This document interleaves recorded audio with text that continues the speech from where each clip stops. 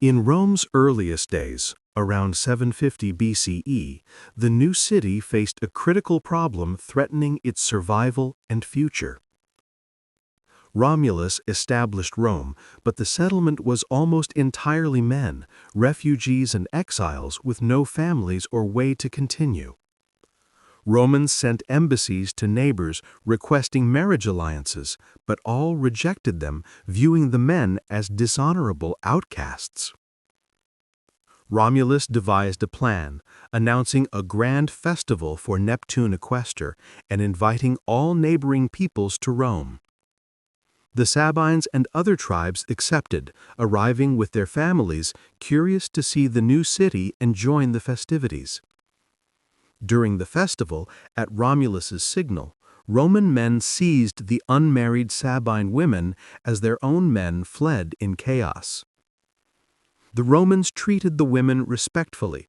Romulus assured them they would be honored wives with full legal and property rights. Sabine King Titus Tatius spent months preparing his army, gathering allies to retrieve the women and punish Rome's offense. Several skirmishes occurred as Sabine forces approached, testing Rome's defenses while both sides sustained casualties in early engagements. The decisive battle began between the Palatine and Capitoline hills, both armies engaged in brutal close-quarters combat with swords. The fighting reached a desperate intensity, with no side gaining advantage as Romans and Sabines fought ferociously for survival. Suddenly, the Sabine women rushed onto the battlefield between the armies, carrying infants born from their new Roman marriages. The women stood in the fighting, pleading with both sides to stop, caught between their fathers and their new husbands. Romulus's wife Hersilia emerged as spokesperson, arguing that war would orphan their children and widow them no matter who won. The warriors on both sides lowered their weapons, moved by the women's courage and the tragedy of any victory.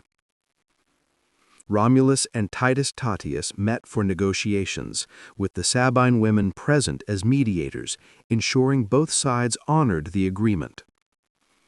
The final settlement unified Romans and Sabines, with Tatius sharing kingship with Romulus and families integrating into Roman society. This intervention set a precedent in Roman culture. Women could be legitimate mediators, and family bonds transcended tribal warfare.